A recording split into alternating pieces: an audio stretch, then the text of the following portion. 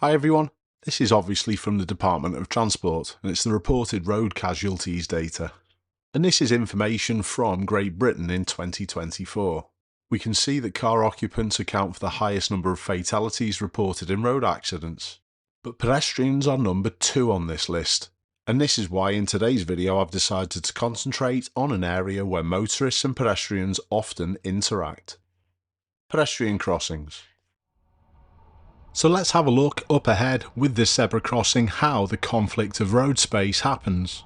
I doubt very much that it's a misunderstanding with the rules. I think people just tag on to the vehicle in front. However, this DPD van driver looks as though he's operating possibly a mobile phone, down to the right of the steering wheel. The next couple of drivers show no awareness and don't see the pedestrian, until the next van driver does what they're supposed to do. This pedestrian found a safe time to go across, however, that's not always going to be the case with every person using the road. What if it was a young child that just walked out?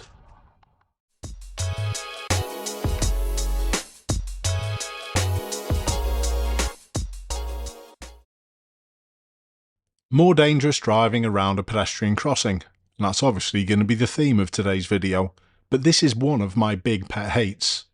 Don't overtake. It's so dangerous because you wouldn't be able to see anyone crossing.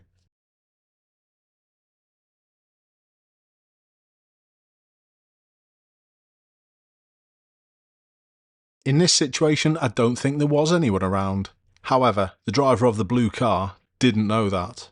Did you notice again how close they were travelling to the vehicle in front? They couldn't see anything. These half-light conditions do not give the drivers any excuse. This is awful. Again, overtaking when they shouldn't do. At a bank or something, it's true whether you're, hoping as a construction worker that a project is going to go forward near you.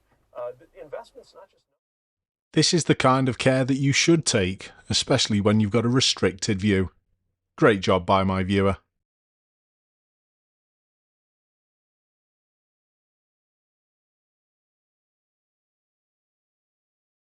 It doesn't help when pedestrians are unpredictable.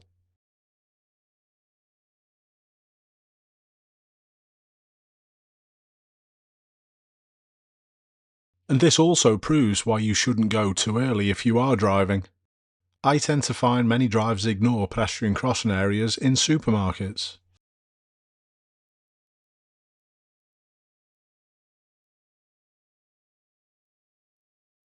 Possibly an A-pillar moment, that one. By the time this video goes out, this Volvo V50 would have been won in the raffle. It was raffled for the James Bulger Memorial Trust, and this is the charity that myself and Liz are supporting by running the London Marathon. So a massive congratulations to the winner, and thank you so much to everyone else who had a go at the raffle. You probably know it was a difficult task to find a car, well, a decent one for 1,500 quid, although it did spend 1,800. And a big part of this was finding out its history on Car Vertical. I've had the car for maybe 6 months now, so I thought it was a good chance to check it out on Car Vertical again to see whether the things that I've done show up. Let's go. The first time I checked this car on Car Vertical, it didn't have these scores. But a score of 72 is pretty good for a 13-year-old car. It suggests a history with some notable issues. It's a Category N, but it's passable condition and value. All good.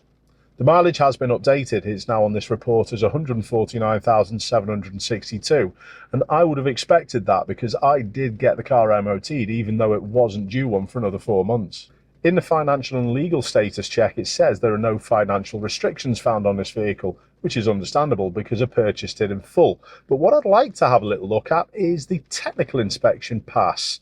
Now, here we go. It was successfully through its MOT, as you can see, in June time. And yeah, it's picked up on exactly what was on the MOT.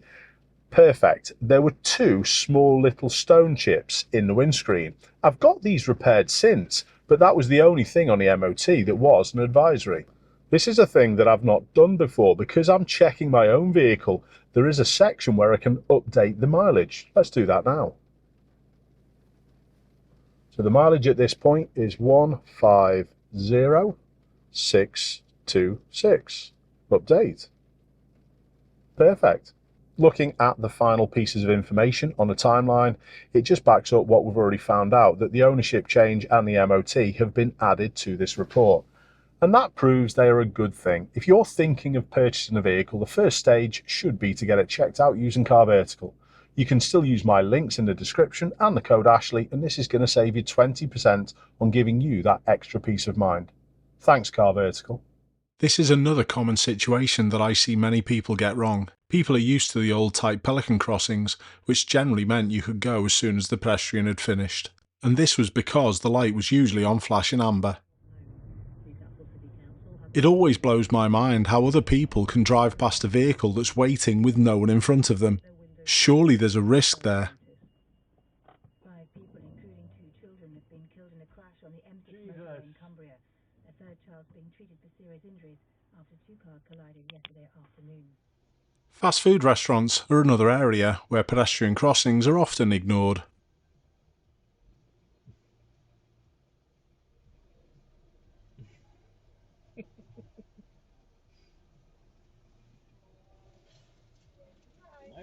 Another driver that's just tagging on to vehicles in front and totally misses the pedestrian.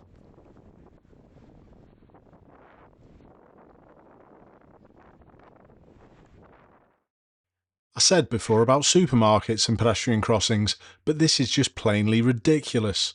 Watch the red Micra behind.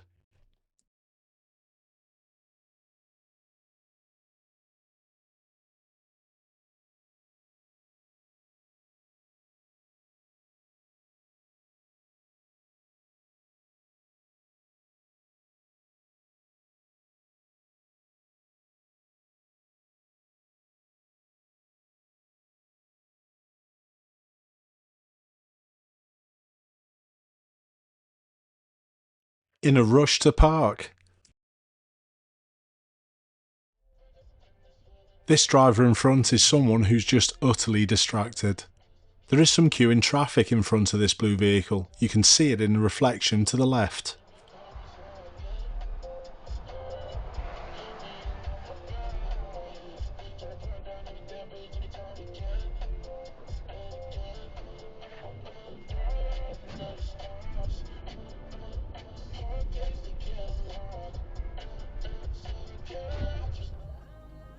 This is another common problem, but thankfully pedestrians aren't put at risk by this action. This combined crossing will only allow pedestrians to walk across when all the lights are on red for the cars. This silver Corsa does not have to wait here. There's no stop line in front of this crossing area from this direction.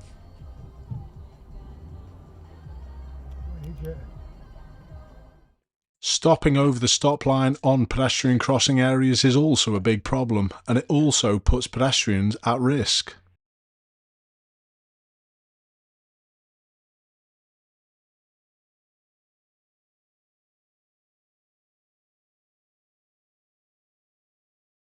A similar situation to the last clip, however, this time it's a cyclist that's put at danger. It's the Fiat in lane 1 that we're watching.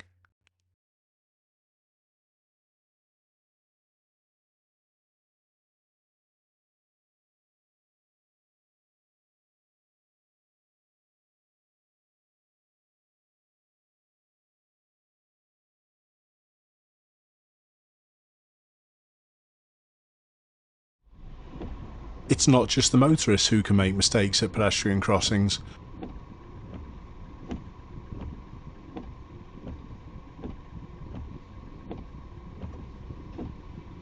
I love how she runs off, and he sheepishly stays on the pavement the opposite side.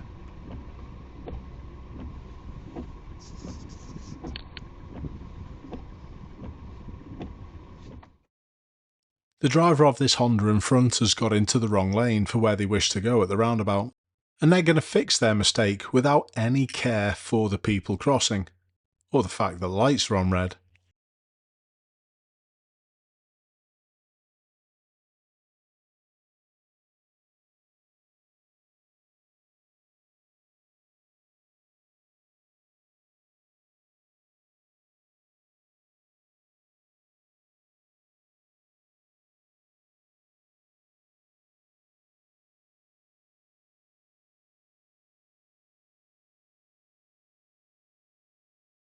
awful driving. So to summarise, we're all human and we can all make mistakes, whether we're walking or riding across, or whether we're driving through. But the consequences can be deadly. Even this police vehicle missed the guy waiting on the right-hand side of the crossing. We don't come this way back. So if you are walking, just remember you need to be given priority before you walk across. I got you, mate. I saw ya.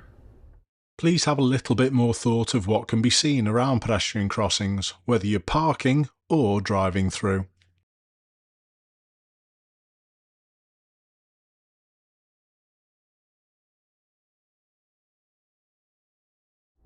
Overtaking going through a crossing is lethal. Where did this car behind come from out of nowhere? Oh, look at the leaves and the... Oh my god! What the f*** you doing? What's he doing? He nearly hit that woman. Oh my god. Just try and be observant and slow enough to pick up on the clues, because most of the time they are there. Keep safe everyone. I'll see you soon.